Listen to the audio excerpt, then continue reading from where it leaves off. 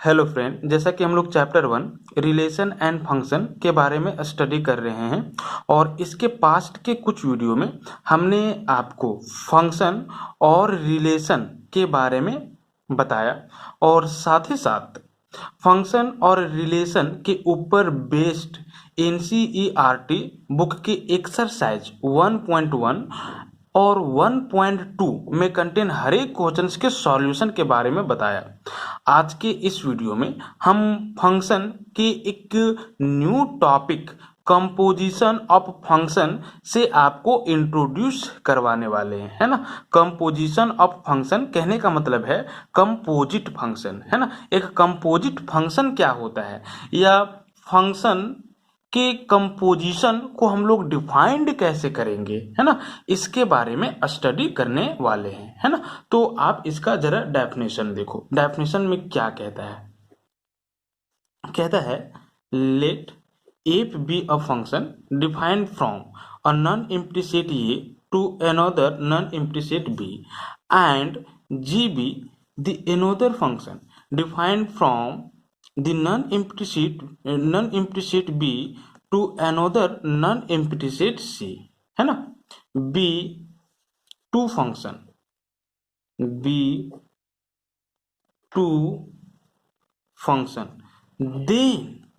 then of function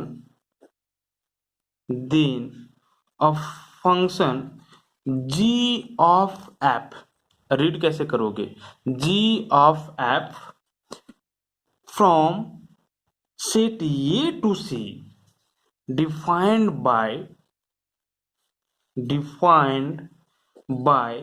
G of f x is equal to G of fx for all x belongs to set A is called the composition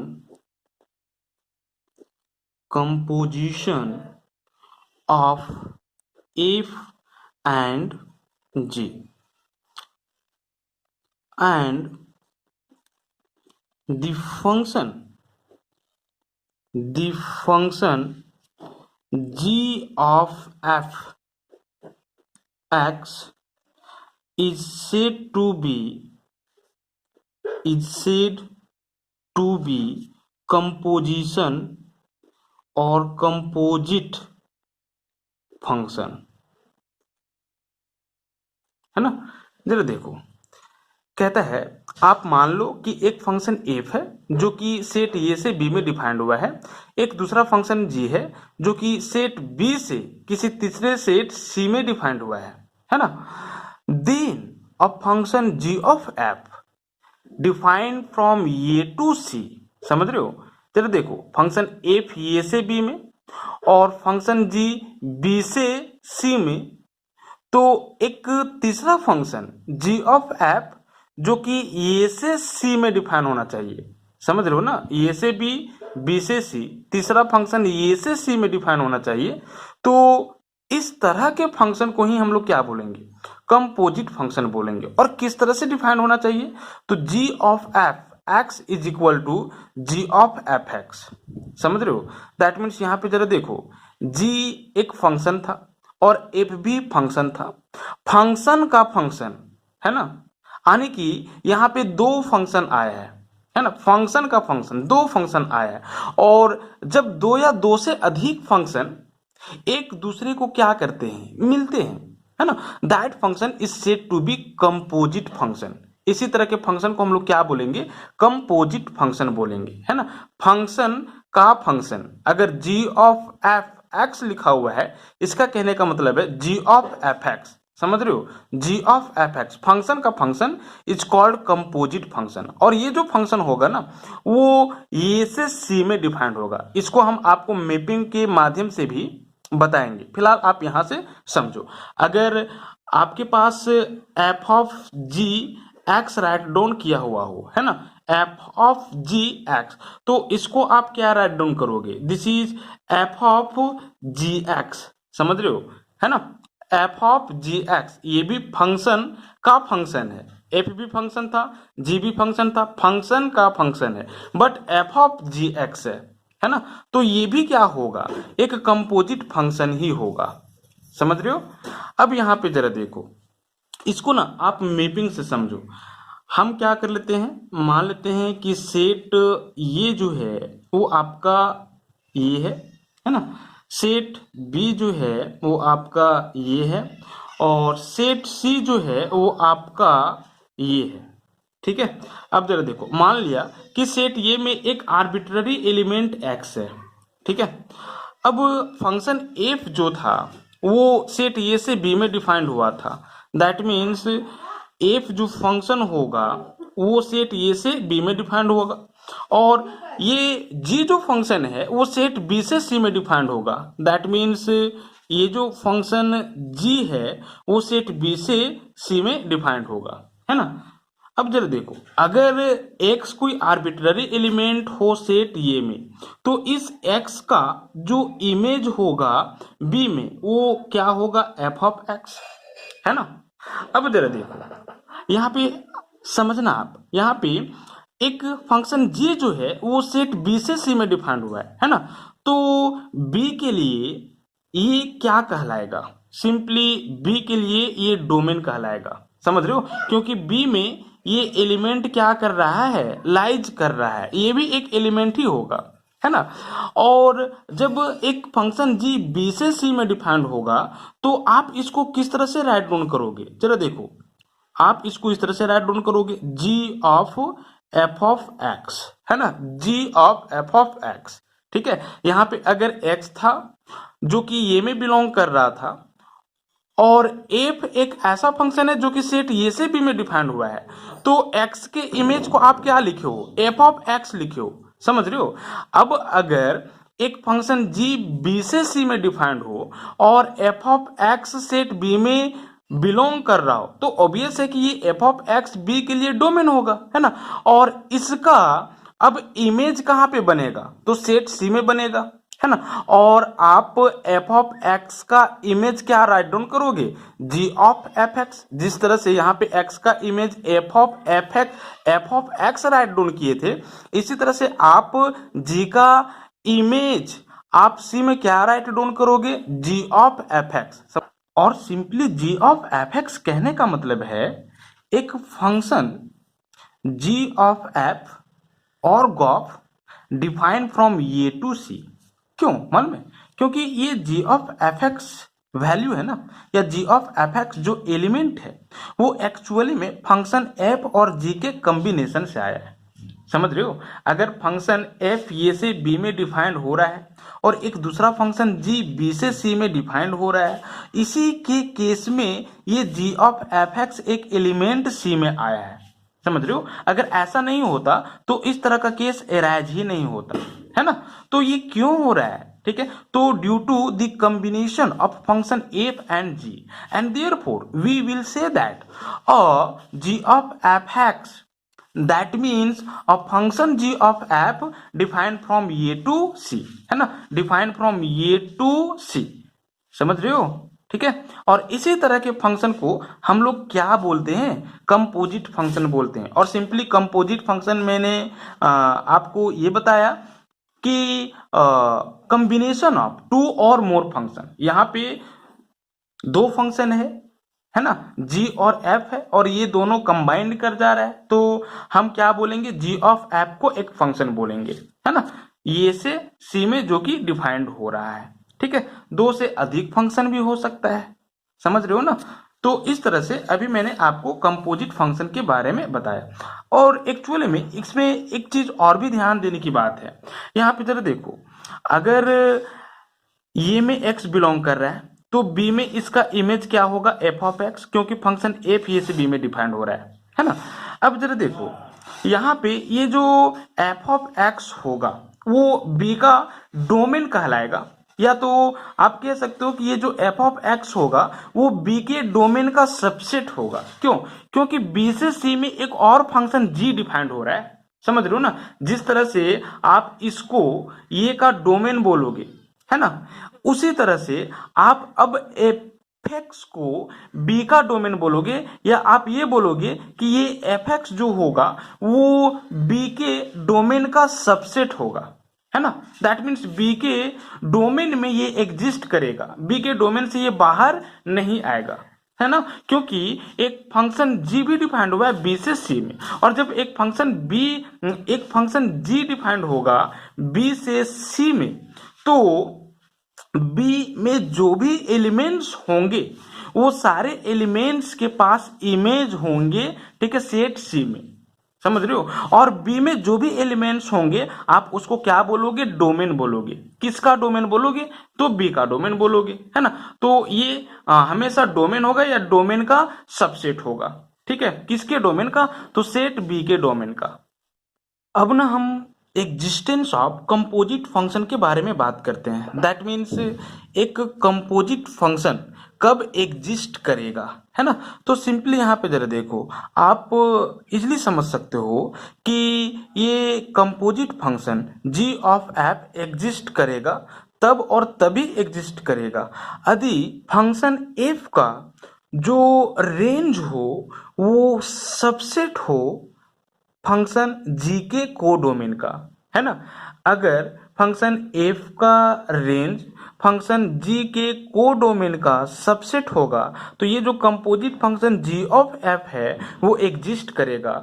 अगर ऐसा नहीं हो तो exist नहीं करेगा। अब इसका रीजन क्या है ना। सिंपली जरा देखो, फंक्शन एफ का रेंज क्या कहलाएगा, तो सिंपली सेट ये का जो भी एलिमेंट सेट बी के एलिमेंट के साथ एसोसिएट करेंगे, है ना।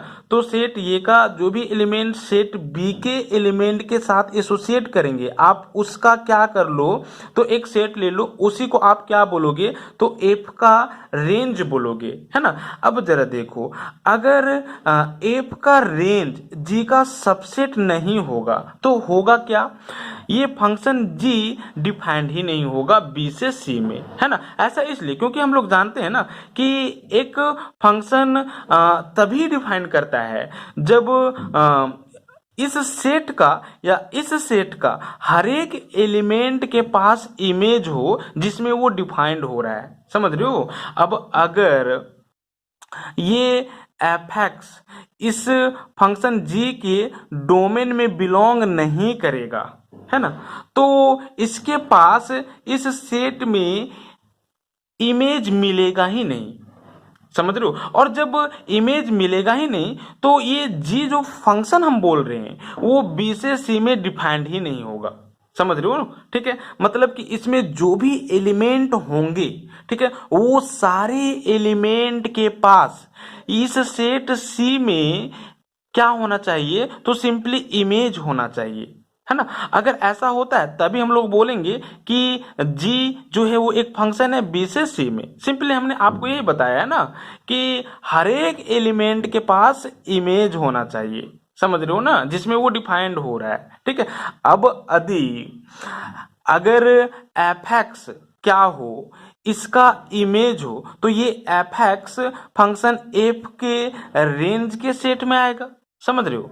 अब अगर फंक्शन एफ की ये रेंज में है, ठीक है, और एक फंक्शन जी बी से सी में डिफाइंड हुआ है, तो ऑब्वियस है कि ये जो एफ एक्स होगा फंक्शन जी के डोमेन में होगा, समझ रहे हो। तभी तो हम लोग बोल रहे हैं कि फंक्शन जी बी से सी में डिफाइंड हो रहा है, डोमेन में होगा तभी। अगर डोमेन में नहीं होगा तो फिर इसका इमेज ही नहीं मिलेगा आपको सी में, है ना। तो सिंपली ये G of F composite function तभी एग्जिस्ट करेगा जब फंक्शन एफ का रेंज फंक्शन जी के डोमेन का सबसेट हो, ठीक है। और सिमिलरली अगर हम ये बोलें कि F of G composite function, है ना, कब एग्जिस्ट करेगा, तो इसके लिए क्या होना चाहिए, तो फंक्शन जी का जो इमेज होगा वो फंक्शन एफ के डोमेन का सबसेट होना चाहिए, समझ रहे हो। इस केस में फिर एफ ऑफ जी एग्जिस्ट करेगा। इसी बात को आप नोट में करके राइट डाउन कर सकते हो, है ना। Function G of F exist if and only if the range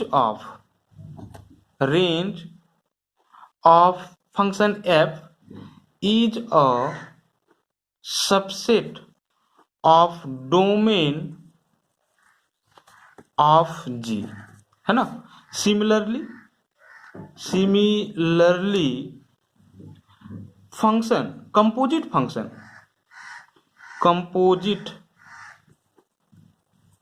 function f of g exist if and only if the range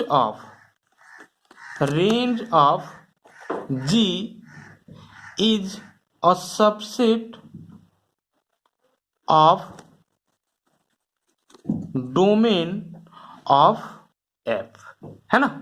चलो अब ना आप कंपोजिट फंक्शन को एक एग्जाम्पल के माध्यम से समझो, है ना। यहाँ पे जरा देखो, कहता है let r be the set of real number. मान लो कि r जो है वो एक रियल नंबर का सेट है ना। If a function f defined from set of real number r to set of real number r by the rule f of x is equal to x square and g be the another function defined from set of real number r to set of real number r by the rule g of x is equal to 2x plus 1, then find f of g and g of f. Also show that f of g is equal to not g of f, है ना। कहता है कि यदि एक function f r से r में defined हुआ हो कुछ इस तरह से, ठीक है, और एक दूसरा फंक्शन g r से r में ही डिफाइंड हुआ हो कुछ इस तरह से, तो आप क्या करो f ऑफ g निकालो, है ना। फंक्शन का फंक्शन समझ रहे हो ना। f और g दो फंक्शन है, g और f भी दो फंक्शन है, मतलब फंक्शन का फंक्शन मतलब ये कंपोजिट फंक्शन है, समझ रहे हो ना। तो ये दोनों का वैल्यू एवेल्युएट करना है और यहाँ पे आपको दिखाना है कि f ऑफ g इक्वल नहीं है g ऑफ f का, समझ रहे हो। इसका जो वैल्यू होगा वो इसके वैल्यू का इक्वल नहीं होगा। ये क्या करना है तो आपको दिखाना है ना। तो इसके पहले हम लोग सबसे पहले ये दिखाएंगे कि ये f ऑफ g और g ऑफ f एग्जिस्ट करेगा, है ना।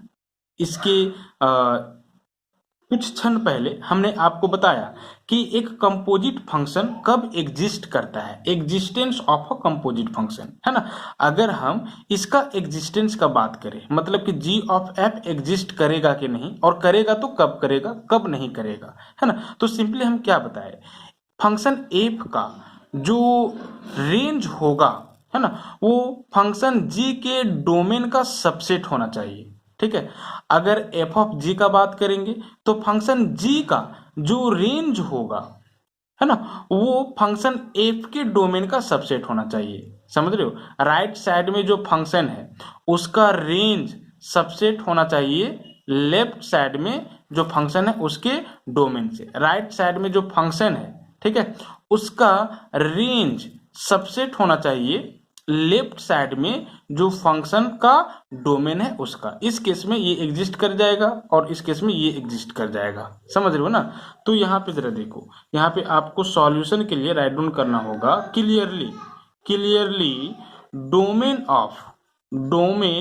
ऑफ एफ, ठीक है। एफ का जो डोमेन है वो क्या है, फंक्शन एफ आर से आर में डिफाइंड हुआ है, तो एफ का domain set of real number R है ना। को डोमेन आर है, अभी को डोमेन का हम बात नहीं कर रहे हैं, है ना।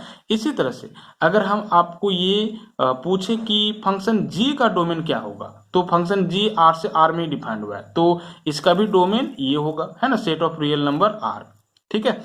अब जरा देखो, अब हम आपसे ये पूछ रहे हैं कि फंक्शन एफ का जो रेंज होगा वो क्या होगा, फंक्शन एफ का, ठीक है, रेंज क्या होगा। जरा देखो, को डोमेन क्या है तो सेट ऑफ रियल नंबर है, तो इस फंक्शन एफ का जो रेंज होगा वो set of real number R के कोई सबसेट होगा, समझ रहे हो ना, ठीक है।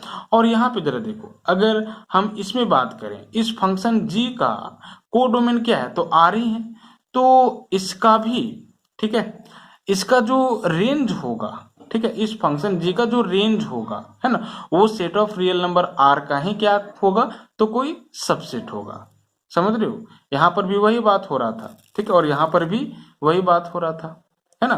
तो सिंपली, या आप ये भी निकाल सकते हो, यहां से भी आप देख सकते हो कि x के हर एक वैल्यू के लिए, ठीक है, x के हर एक वैल्यू के लिए ये fx का जो वैल्यू आएगा, ठीक है, वो क्या आएगा, तो कोई रियल नंबर ही आएगा।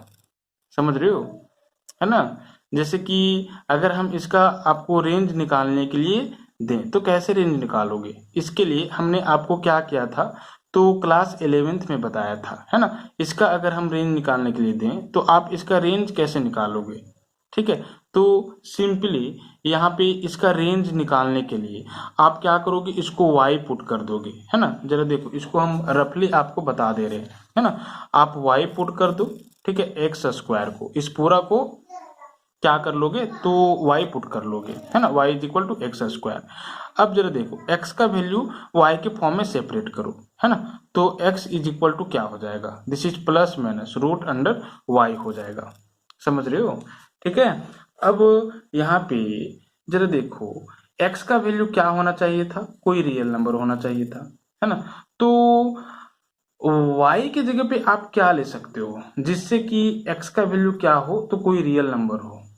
समझ रहे हो, तो सिंपली आप y का जो वैल्यू लोगे, ठीक है, वो ऑल पॉजिटिव रियल नंबर लोगे। समझ रहे हो, क्योंकि नेगेटिव अगर लेते हो तो फिर एक तरह से ये इमेजिनरी वैल्यू दे देगा, है ना। तो y belongs to what, set of all positive real number, है ना। तो इसका जो रेंज होगा, ठीक है, इस फंक्शन f का जो रेंज होगा वो simply set of all real number होगा, पॉजिटिव रियल नंबर होगा, है ना। ऑब्वियस है, एक्स स्क्वायर है, नेगेटिव को भी पॉजिटिव कर देगा, है ना। तो ऑल पॉजिटिव रियल नंबर ही इसका क्या होगा, तो रेंज होगा। मतलब एफ का जो रेंज होगा वो ऑल पॉजिटिव रियल नंबर होगा। और आप देख सकते हो ना कि ये रियल नंबर का क्या है, सबसेट है ना। हर एक रियल नंबर में क्या पॉजिटिव रियल नंबर नहीं आएंगे, आएंगे, तो ये सबसेट है। वही चीज हम आपको इसके पहले बताया, ठीक है। अब जरा देखो, जीएक्स का रेंज निकालोगे, ये आप रफ में कर सकते हो या यहीं पे कर सकते हो, है ना। तो जीएक्स का रेंज निकालने के लिए आप इसको क्या करोगे, जीएक्स को वाई पुट कर दोगे और y इज इक्वल टू क्या हो जाएगा, तो जो gx का वैल्यू मतलब कि 2x प्लस 1। अब x का वैल्यू आप y के फॉर्म में राइट डाउन करोगे, है ना। तो यहां से जरा देखो, 2x is equal to y minus 1 हो जाएगा, that means x is equal to y minus 1 divided by क्या हो जाएगा, तो दिस इज 2 हो जाएगा, है ना। यहाँ पे y कि हर एक वैल्यू के लिए x का वैल्यू क्या होना चाहिए, रियल होना चाहिए। समझ रहे हो, और y का वैल्यू आप क्या करोगे, तो कोई रियल नंबर ले सकते हो, ठीक है। यहाँ पे तो जरा देखो, कोई भी रियल नंबर लो तो उस केस में x का जो वैल्यू आएगा वो आपका रियल नंबर ही आएगा, है ना, ठीक है, रियल नंबर ही आएगा, ठीक है। और हर एक y रियल नंबर के लिए ये x डिफाइंड भी होगा, ठीक है। ऐसा कोई भी रियल नंबर नहीं यहाँ पे होगा जिसके लिए ये अनडिफाइंड होगा, ठीक है। तो सिंपली इसका जो रेंज होगा, है ना, वो क्या होगा, तो ऑल रियल नंबर होगा, ठीक है, ऑल रियल नंबर होगा। रेंज ऑफ जी व्हाट, तो ऑल रियल नंबर, है ना। अब जरा देखो, फॉर जी ऑफ एफ या F of G, for F of G, F of G के लिए क्या होना चाहिए, तो जी का जो रेंज होगा वो एफ के डोमेन का सबसेट होना चाहिए। तो रेंज ऑफ फंक्शन जी, ठीक है, क्या है बताओ, range of function G R है ना।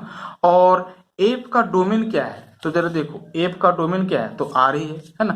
तो क्या आर सबसेट नहीं है आर का, ठीक है, हर एक सेट खुद का क्या होता है, सबसेट होता है ना। मतलब R is subset of this is R, तो है range of G is subset of domain of function what, तो this is F, that means R subset R, है ना। मतलब कि एफ ऑफ जी एग्जिस्ट करेगा, है ना, इसीलिए F of G will exist.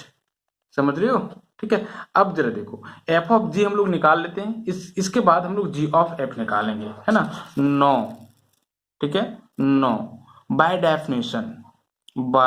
Definition F of G कहने का मतलब क्या है, ठीक है। एफ ऑफ जी कहने का मतलब है आप इसको इस तरह से भी लिख सकते हो, F of G of X, है ना। और इसको फिर अकॉर्डिंग टू डेफिनेशन आप ये लिख सकते हो F of this is G of X, समझ रहे हो, ठीक है, F of G of X, है ना। अगर जी ऑफ एफ होता मतलब कि इसको आप लिखते हो जी ऑफ एफ एक्स, समझ रहे हो।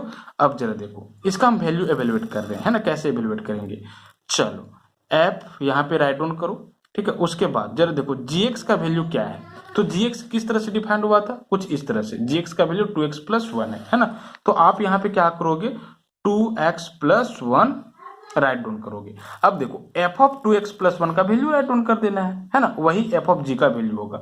तो एफ ऑफ 2x प्लस 1 का वैल्यू आप क्या राइट डाउन करोगे, जरा देखो एफ एक्स का वैल्यू क्या है, एक्स स्क्वायर है, तो इसीलिए एफ अल्फा का वैल्यू क्या होगा, अल्फा स्क्वायर, समझ रहे हो। एक्स की जगह पे अल्फा रखेंगे तो अल्फा का स्क्वायर, बीटा रखेंगे तो बीटा का स्क्वायर, फंक्शन है ना। अब यहाँ पे F X is equal to X square है, तो एफ ऑफ 2x प्लस 1 का वैल्यू क्या होगा, तो 2x प्लस 1 का स्क्वायर, समझ रहे हो, ठीक है। तो इसका वैल्यू क्या होगा, तो सिंपली 2x प्लस 1 का होल स्क्वायर होगा, है ना। और यही किसका वैल्यू होगा, तो भैया एफ ऑफ जी का वैल्यू होगा, ठीक है, एफ ऑफ जी का वैल्यू होगा, है ना। यानी कि एफ ऑफ जी का जो वैल्यू है वो 2x प्लस 1 का होल स्क्वायर है, ठीक है। मेरे ख्याल से आप समझ गए होंगे, है ना। अब जरा देखो हम क्या करेंगे, 4g ऑफ f का बात करेंगे, है ना, g of f, 4 this is g of f, ठीक है। चलो तो सबसे पहले हम लोग ये चेक कर लेंगे कि ये एग्जिस्ट करेगा कि नहीं। तो एग्जिस्ट कब करेगा, जब फंक्शन f का रेंज सबसेट हो फंक्शन g के डोमेन का, है ना। तो यहाँ पे clearly range of function f, ठीक है, इज सबसेट ऑफ व्हाट, तो this is range domain of function g, है ना। जरा देखो क्यों, f का रेंज मैंने अभी बताया, और f का रेंज क्या था, तो set of all positive real number r plus set of all positive real number, है ना। और डोमेन ऑफ g, ठीक है, g का डोमेन क्या है, तो फंक्शन g डिफाइन कहां से हुआ है, कहां से कहां, r से r, मतलब कि g का डोमेन r होगा, है ना। तो यहाँ पे क्या आ जाएगा, दिस इज r। तो क्या set of all positive real number, ठीक है, set of all real number का सबसेट नहीं है set of all real number में पॉजिटिव रियल नंबर भी आपका आ जाएगा, तो सबसेट है ना। तो इसीलिए g of f will exist, ठीक है, ये क्या करेगा, एग्जिस्ट करेगा, है ना। अब हम लोग इसका वैल्यू एवेलुएट करेंगे, ठीक है। नो g ऑफ f, ठीक है, given by this is g of f of x, इसको आप इस तरह से भी राइट डाउन कर सकते हो, है ना। और यहां से जरा देखो बाय डेफिनेशन इसका वैल्यू क्या होगा, तो g ऑफ f(x), फर्स्ट बाहर और इसको इसके साथ, है ना, g ऑफ f(x), ठीक है। अब जरा देखो g ऑफ f(x) का वैल्यू क्या है, तो सिंपली f(x) का वैल्यू आप देख सकते हो कि एक्स स्क्वायर है ना। जरा देखो f(x) का वैल्यू एक्स स्क्वायर है, फंक्शन इसी तरह से डिफाइंड हुआ है ना। अब जरा देखो f(x) का वैल्यू मैंने एक्स स्क्वायर पुट कर दिया, अब g ऑफ x स्क्वायर का वैल्यू क्या होगा, तो यहाँ पे आप देख सकते हो चूंकि g ऑफ x का वैल्यू क्या है, तो दिस इज 2x प्लस 1 है। अगर यहाँ पे अल्फा तो 2 अल्फा प्लस 1, अगर ठीक है बीटा तो 2 बीटा प्लस 1, ढक्कन तो 2 ढक्कन प्लस 1, समझ रहे हो ना। अगर यहाँ पे एक्स स्क्वायर तो 2x स्क्वायर प्लस 1, तो भैया इसका वैल्यू क्या होगा, this is 2x square plus 1, क्योंकि फंक्शन g जो है वो इस तरह से इस रूल से डिफाइंड हुआ है ना। तो ये वैल्यू आ जाएगा आपका किसका, g ऑफ f का, है ना। अब जरा देखो क्या g ऑफ f और f ऑफ g इक्वल है, नहीं, ठीक है। क्लियरली यहां से भी आप साफ साफ देख सकते हो कि g of f is not equal to f of g, है ना। क्यों, क्योंकि g ऑफ f का वैल्यू 2x स्क्वायर प्लस 1 आया, ठीक है, और f ऑफ g का वैल्यू क्या आया है जी, तो आप देख सकते हो f ऑफ g का वैल्यू 2x प्लस 1 का होल स्क्वायर आया। क्या ये दोनों इक्वल है, तो नहीं इक्वल है ना, ठीक है, सॉल्व कर लो, ठीक है, नहीं इक्वल है, तो प्रूव भी हो गया। और इस तरह से हम लोग कंपोजिट फंक्शन क्या करेंगे, तो फाइंड आउट करेंगे।